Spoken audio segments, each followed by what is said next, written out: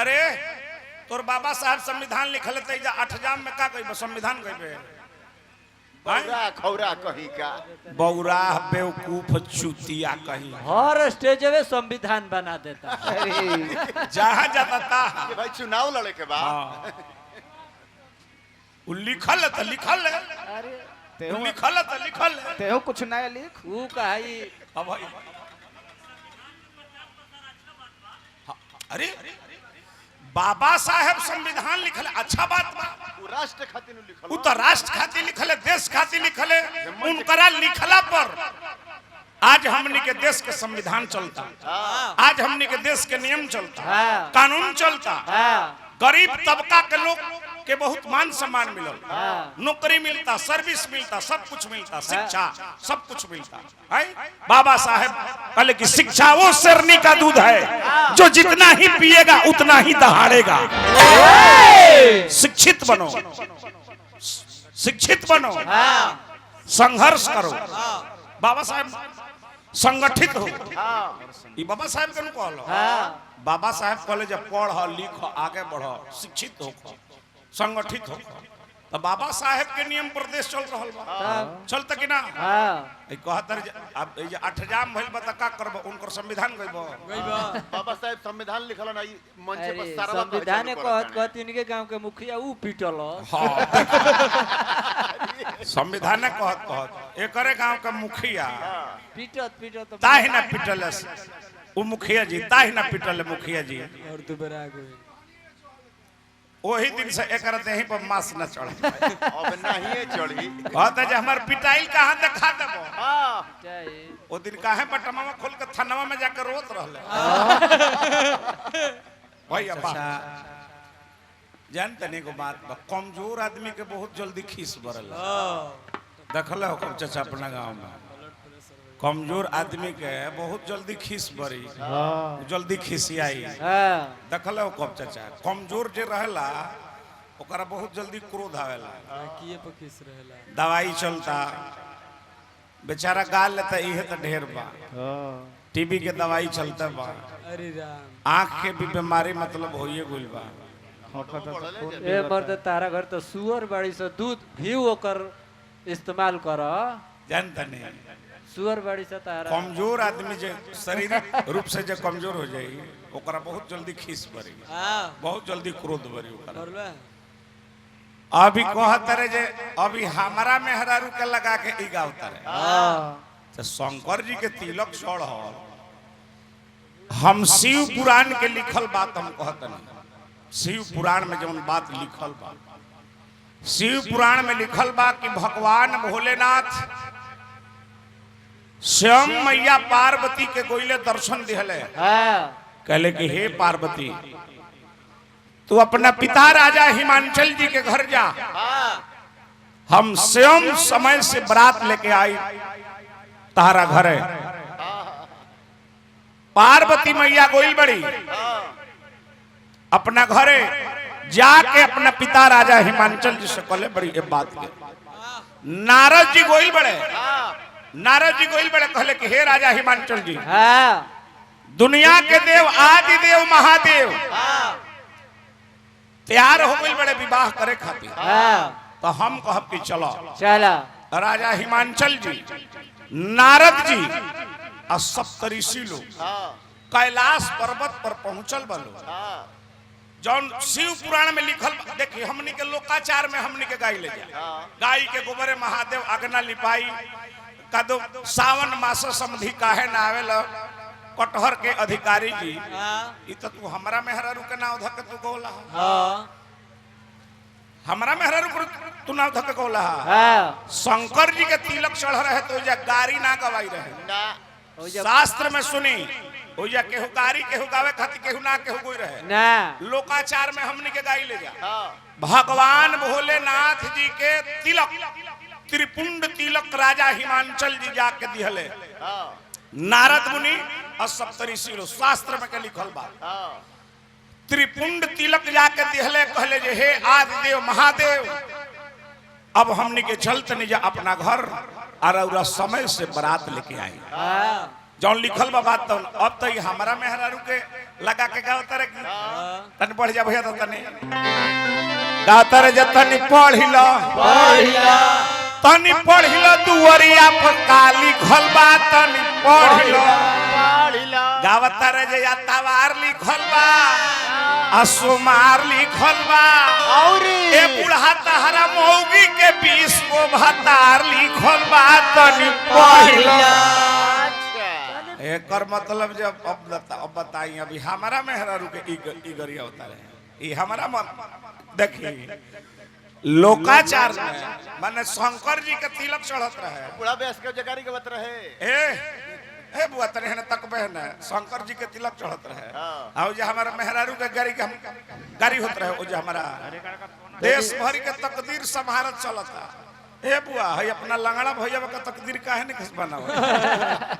एकरा के काहे नहीं खस बनाओ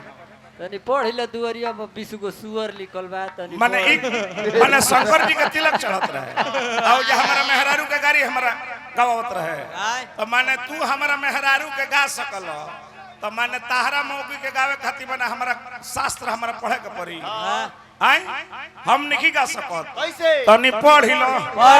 तनी पढ़िलो दुवरिया पर काली खलबा तनी पढ़िलो अतवार लिखल बा सोमार लिखल बा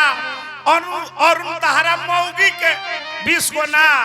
हई बुढ़ावा भतार लिखल बा तनी पढ़िलो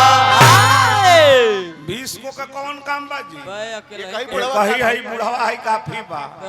नवहा के नाव हलिए बुढ़ावा के एक खाली तनी खड़ा हो खता ए तनी पढ़िलो अरे तनी पढ़िलो दुवरिया पर काली खलबा तनी पढ़िलो दुवरिया पर काली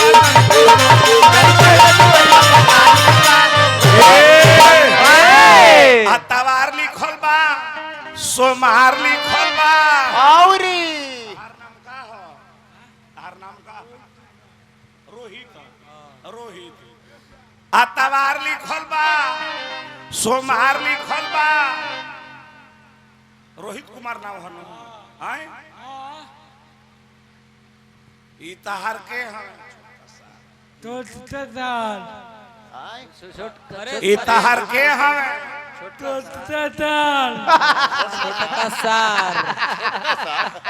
अतवार लिखल बा एगो लंगड़ो सोमार लिखल बा सुनाए बुबुआ ए लगड़ो सार बड़ा एगो ई तहार के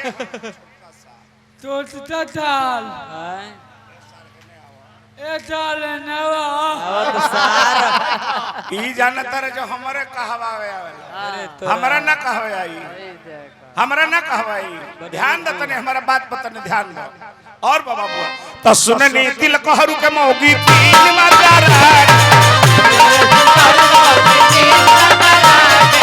सुननी अरुण के मौगी तीन मार सुने ने अरुण के मौगी 3 मर्द राखेली कैसन हई बुढ़ावा जवाना वाला लइकावा हई सिया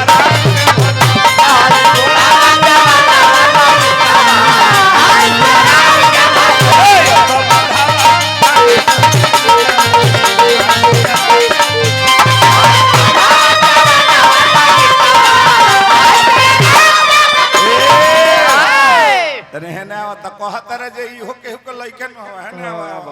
तो है ना कतना लयदार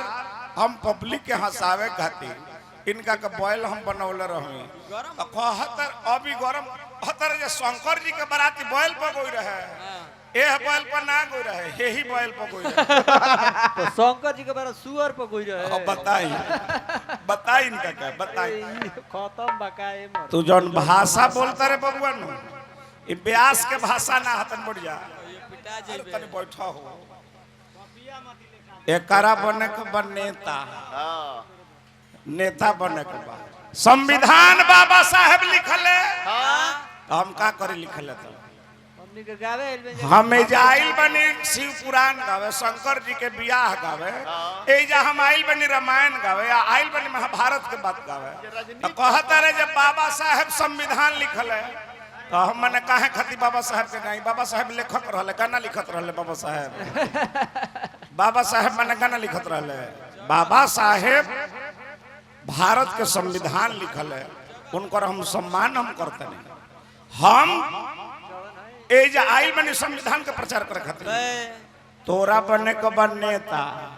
अते पब्लिक के बनौले बड़े बोका। कहता रे कि जादव जी प्रोग्राम करावेले, एको हाली ते ना कले है, साल में दुसाध को प्रोग्राम करावेले, दुसाध को अच्छा करावेले, सब साथ बोली है। कुछ बोल तो भैया भैया भाव लागल सुननी और उनके मौगी 3 मर्द राखेली,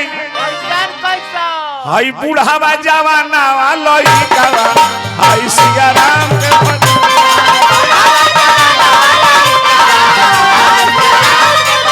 अब तो बूढ़ावा जवाना लइकावा, हाय सिया राम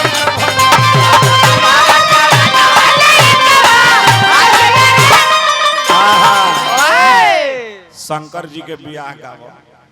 शंकर जी के विवाह गाओ। अच्छा रुको, तू कैसन व्यास बड़ा कि तारा के लोग डांट देता, आदत बा तारा के लोग डांट देता, तारा के लोग कहता जे इकुल मत गाओ, इकुल मत गाओ, तबो तारा लाज नहीं खे, तबो तारा शर्म नहीं खे लगा। कलाकार के कोनो जाति ना होला। भोजपुरी के शेक्सपियर भिखारी ठाकुर जी जात के हजाम रहले, तू तो बेरी बेरी हमारा जात के कहत रे कोईरी हवे तरकारी बेचेले। अच्छा तरकारी बेचल भैया कौन खराब चीज बा? तरकारी यदि ना कोईरी बेची तो तोर मौगी कौना चीज के सब्जी बनाई? बोल बोल। ई तो बुझाता कि पंडित जी के लइका है। लइका के जाला तो सुअर चरावेला। सुअर बाप रे बाप। दोसरा के कहत रे जब भोजपुरी हम सुधार दे, पहले अपना लंगड़ा भैया के जिंदगी सुधार कहता जे हमारा घर में वकील बड़े, मास्टर, डॉक्टर, अब हमहू टीचर बने जा रहल बने, स्कूलवा में जेबे तो इहे कुल पढ़ाइबे। सम्राट चौधरी तोरा के मास्टर तोरा के बनावता रहे, जो न त 4 जीता मारता रहे तोरा। भगवान भोलेनाथ जी का तिलक स्वयं राजा हिमांचल जी और सप्त ऋषि और नारद मुनि जाके त्रिपुंड के तिलक पहले वालो, अब वेद विधि मंत्र से तिलक चढ़ल बा। ओइजा गाड़ी नहीं खे गबाई, ओइजा बर्तन नहीं खे चढ़ल, हाँ बर्तन चढ़ रहा है। इहेनु बर्तनमा किन के दल रहल ना कहले है कि शंकर जी के तिलक चढ़ल तब मैनाक पर्वत चढ़ल है। भाई मैनाक पर्वत तब बाद में चढ़ल है। ई तिलकवा में इहो कोई रहे, शंकर जी के तिलकवा में इहो कोई रहे। मैनाक के हटा के कहता जे हट हट हमरा के चढ़ावे द। हां तना बढ़िया तिलक चढ़ावे वाला हम व्यास में की देखा। अरे रात भर में तो 5-6 गो तिलक चढ़ा देला सब। वही खातिर लंगड़ा रूस गोल कि हम ना काहे ना चढ़ावन भैया। अरे आकाश डॉक्टर छपरा के माध्यम से बहुत बहुत रुपया पुरस्कार। आओ हो आओ तहार नाम का हो? मौगान बड़ा का अरुण भैया ये गांव में ऐसा ऐसा जना को जना बालो तने हमारा बुझात नहीं है। माने अभी तक तो हम 4-5 जना लोग के देख लेने। चलिए एगो यहाँ के एगो बैल महाराज के ने गइले, ये लोग के बड़ा 60 गांठ रहत हो। ए लोग हां हां ना ठीक बा, बहुत सुंदर बहुत सुंदर बहुत सुंदर। कहत रे जे इहो केहू के बाप के बेटे न हमें। अरे पागल तो हम कहां मजाक हम तरह से करते नहीं भैया। औरी गावेला लो तिलकहरू के मौगी गइली रूस, बीचे सड़क पर गइली सूर। चाहे हई देखना और उनके मौगी गइली रूस आ बीचे सड़क पर गइली सूर। आ नारायणपुर के लइका आवेले ओही पर कलम चलावेले। नारायणपुर के लइका आवेले ओही पर कलम चलावेले।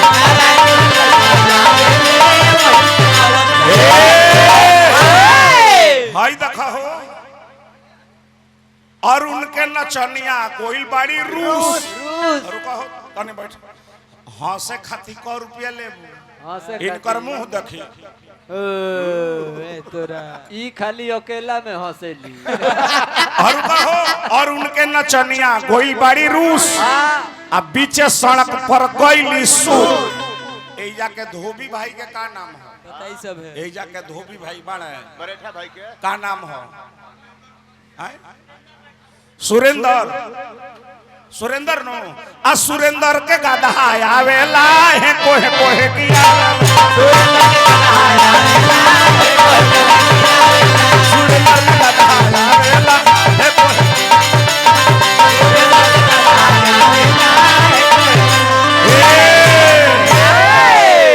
देखे ओकरो निक लागत बतावत या अब यह निक लागल ह त ना चियर ले पागल कहीं का। भगवान भोलेनाथ धर्म से मजाक मत करे बबुआ, न तो सब कमाइबे देही में तोर दवाई कमाई हबे खेना लगे। देही में दवाई सूट ना करी। यही तरी गल जेबे ई हमारा का सारा पता। अब बताओ देश भर के एथी के सारा प्लस है। हां एथी के एथी हो जाई। एथी के एथी हो जाई। डायरेक्ट कलाकार के कोई जात नहीं होता है। कलाकार जहां भी कलाकार के कोनो जिला ना होला, कलाकार के कोनो जवार ना होला। कहतर जे पहले गायत्री ठाकुर के मूर्ति बनी तब तब ही अपना बाबू के मूर्ति बनी है। का है तार बाबा उ ना हमें काहे है तार त बाबा आइए हमें बनवा दो भैया। ये लो मेरा ई बात ना हो। भगवान भोलेनाथ जी के बारात चलल आईने राजा हिमांचल जी के घर में। राजा हिमांचल जी के घर में कैलाश पर्वत से हिमांचल जी के नगरी बहुत दूरी बा। ओकरी स्कॉर्पियो रहे, ओकरी फॉर्च्यूनर रहे, ओकरी बोलेरो चलत रहे। बसहा बैल पर पहले पैदल बारात जाए तो पहले बारातो जाए में तो 5-6 दिन लग जाए लगे नु। पहले 6-7 दिन पहले लगे। ठीक 3 दिन पहले राजा हिमांचल जी के हम माड़ो गड़ाता आई जे माइलो हमनी के गीत गावेला लो कैसे भैया बा ऊंच कई माड़वा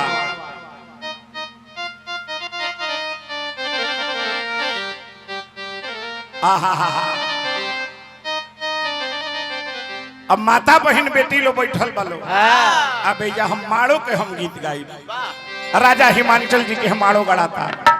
ऊंच कोई माड़ावा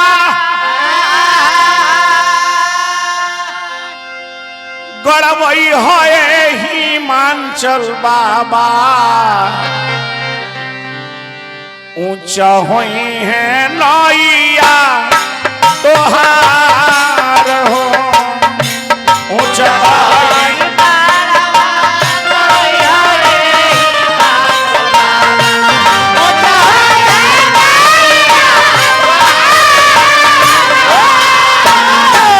ऊंच होई है नैया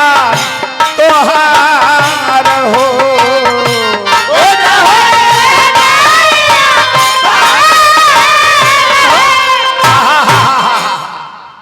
हरियर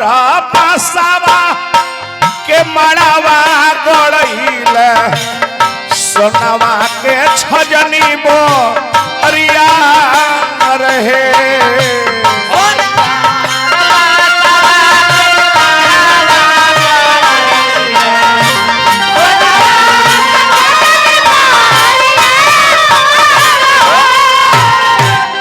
बहुत बहुत विधिवत गीत होता। हरियर बसवा के मड़वा गड़ैल सोनवा के छजनी बो अरिया रहे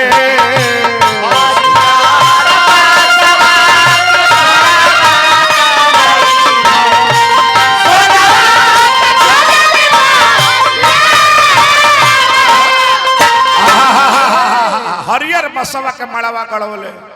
सोनवा के छजनी बरियार है। तोरा तो बोले के ढंग नहीं खे, तोरा बोले के लूर नहीं खे। ते हमरा कहत रहे कि ते दोगला है चकावना बात पर तो कह दिले जे हम दोगला है। हम तो अरे हम दोगला है लेकिन ते गलो ना हवे ना ते हवे चौगोला। चार गो के लिए ई कौन बात हो? ई दुगोला हो, चौहान चौगला हो, ई चौहान चौगोला हो। तब कुंवर पागल चौगला, कहीं का ई कौन बात हो? तब कुंवर कल चौगला। किताब मारो गड़ाई हाँ आ सखी लो चलल वालो माटी कोड़े खातिर हाँ आ गीत पहले मानर पहले पूजाला। अब तो नहीं जब मानर पूजाई के नहीं होला। बजाओ भैया चामारा बजाओ सहनाई, ए बजाओ भैया चामारा बजाओ सहनाई।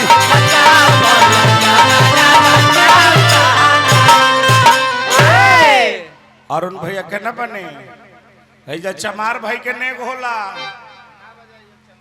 के न बने पुजारी महोदय आय केना बनी है दी तो धर भाई ले जाके महुआ मारो पागल कहीं का इ तो बुझता जे जवना गांव में जा आ ओह जात के बड़ाई कर। अच्छा ब्राह्मण राजपूत भुनिहार तने बैठो एजा हमने के आइल बनी जा समाज के जोड़े खातिर। कलाकार का काम है समाज को जोड़ना। हाँ ई बात बतियावत समाज के तोड़े वाला, ई बात बतियावत समाज के तोड़े वाला। अरे वाला तो ऊ है जा हमनी के अभी तोरा भेंट नहीं खे, अभी देखो बबुआ जहिया चढ़ जीवे नु एकरा ले तो कौन नहीं होला ना तो सोचता कि का कोही दी एकरा से तो प्रोग्राम होला ना तो सोचता जे हम का कह दी जे हमरा के ई कहस। हाँ खुआइल बा काल हमार प्रोग्राम बस सुदर्शन यादव से सिवान जिला ग्राम उगो जेकरा के ते मौसा कहलस भाई हण ए बुआ वो सुदर्शन यादव से काल हमार प्रोग्राम में जेकरा के तू मौसा कहले तो उनका के मौसा कहले तो हमार भाई लागले तो एक लिखल हम तोर मौसे उससे भाई। भाई ध्यान दे बबुआ छोटका मौसा छोटका मौसा तने ध्यान दे कल प्रोग्राम बचली है। गोरबट चामारा कोरिया माए कर माई गोरबट चामारा कोरिया माए कर माई अचावरा में धराइल रहे एकर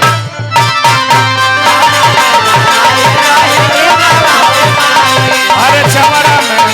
धराइल रहे एकर भौ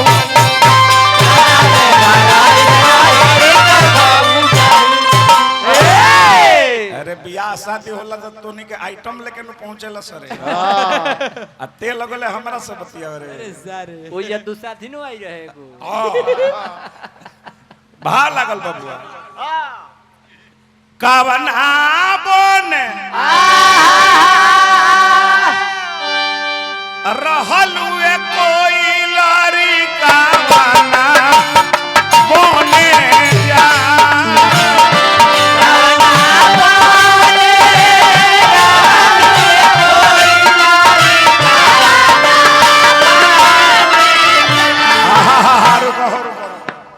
तारा का पैसा दिले काहे भैया इनका के दुर्गा जी जान के पैसा दे दिला हम तारा महिषासुर लागत नहीं ए मर्द इनका के 10 रुपया दिला तो हमरा के 2 रुपया तो तारा देवे के चाहिए। नचनिया के प्रेमी हवन एकर मतलब कि तू नचनिया के प्रेमी बड़ अबा कवना बोने रहलू एक कोई लरी कवना बोने जा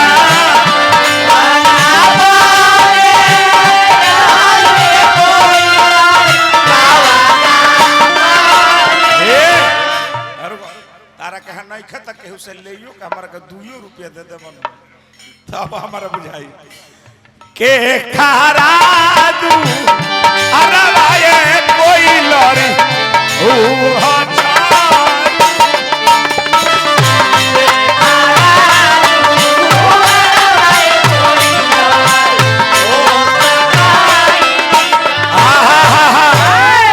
कहतर जे बूढ़ा ब्यास बियाह के गीत गावेले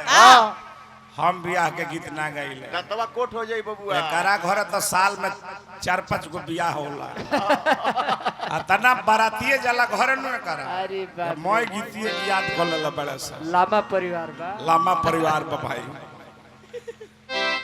हाँ ओजला भैया ओजला ओजला पर हई पियरी पे पर पियरी हई पे नहीं है हाँ हाँ अब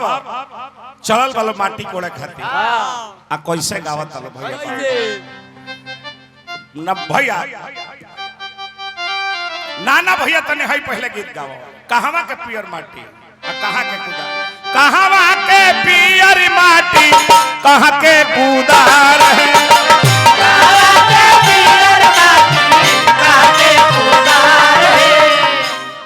तनी हंसत रह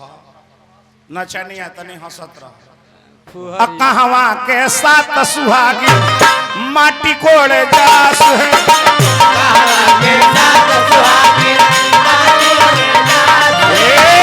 कहवा के साथ सुहागी माटी कोड़े जास है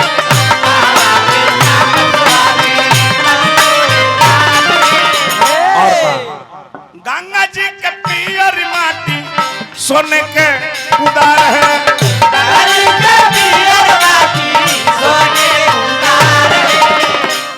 नारायणपुर के सात सुहागिन माटी कोड़े जास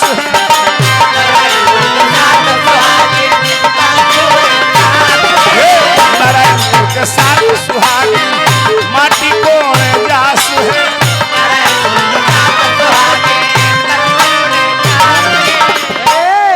जब वो जाला लो माटी कोड़े खाती तब गावे ला लो तब गावे ला लो जे करिया करिया भेड़ा के भूर भूर करिया करिया भेड़ा के भूर भूर आ कहां जाला भेड़ावा ओनहरिया कहां जाला भेड़ावा ओनहरिया जाए के त जाइले अरुण के मौगी के पास रे काहे चौथा समूह कोइले बड़ नचनिया ना हो ना हो बौर का आइल बा जाए के त जाइले अरुण बहू के पास रे आ ओही रे जगहिया हला ओही रे जगहिया ओही रे जगहिया शिव पुराण के चिंता नहीं ना बाबा साहब संविधान लिखल है हमने के का करे जा लिखल है के कहता कि नहीं बाबा साहब संविधान लिखल है लास्ट में माफी मांगल है हाँ माने बाबा साहब संविधान लिखल है तो माफी ना मांगल है यो तो चौहान के इतिहास रचित एकरा का चतुर मानने है काल्हे आके माफी मांगो देखला से कि काल प्रोग्राम बा देखला से जब प्रोग्राम बा का जना हम पिटा जाई तो चट से आके फेसबुक पर माफी मांगल बा कहले बा कि हमरा से गलती हो गइल बा हम धर्म के विरुद्ध बात हम बती होले बने हमरा के माफी कर दी सब सेनाक नु हो अब पप्पू यादव के प्रचार में लागल बड़ा जा बोलाओ तारे जा जा ए मर्द तारा चिराग के बात करे के धर्म के काम होइल बा चिराग के बात थोड़ा करी है कहे से कि चिराग इनकर पागल का है चिराग पासवान तर का कहले बड़ा चिराग पासवान के बतियावा उनका से केस चलेला उनका से तरह किस तरह चलेला चिराग के वोट दिया तो मुआ घालो भाई अब्बा अब माटी कोड़ाई हां अब आई वालो माटी कोड़ के रास्ता में झूमर उमर बहुत होला अभी जा जगत जननी मैया पार्वती के हरदी होता आ सखी लोग मंगल गीत गावता आए हरदी में कम से कम 11 आदमी 21 आदमी माता बहन बेटी जौने होखे 11 रुपया 21 रुपया जौने होखे माता जी के गौरा पार्वती के हरदी होता अपन नेग आके दे देबे के बा चाल चाल ए जा बढ़िया सोने के कटोरिया में जेकरा घर में गौरा पार्वती जेकरा घर में जन्म जेकरा घर में लेले बड़ी हो आहा हा हा आज वो घर में जगत जननी माता पार्वती के आज हरदी होता और सखी लोग मंगल गीत गाता। सुन के कटोरिया में कांचा हरदिया,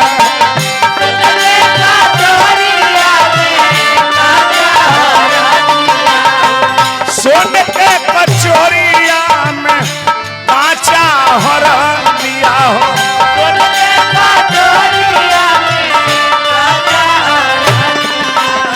भाई देखे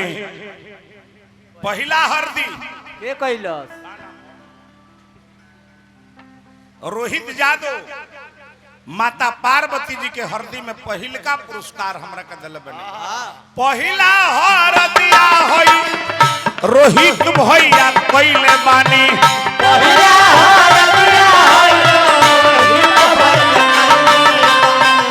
माई पार्वती जी के पहला हरदी रोहित भैया कइले बानी।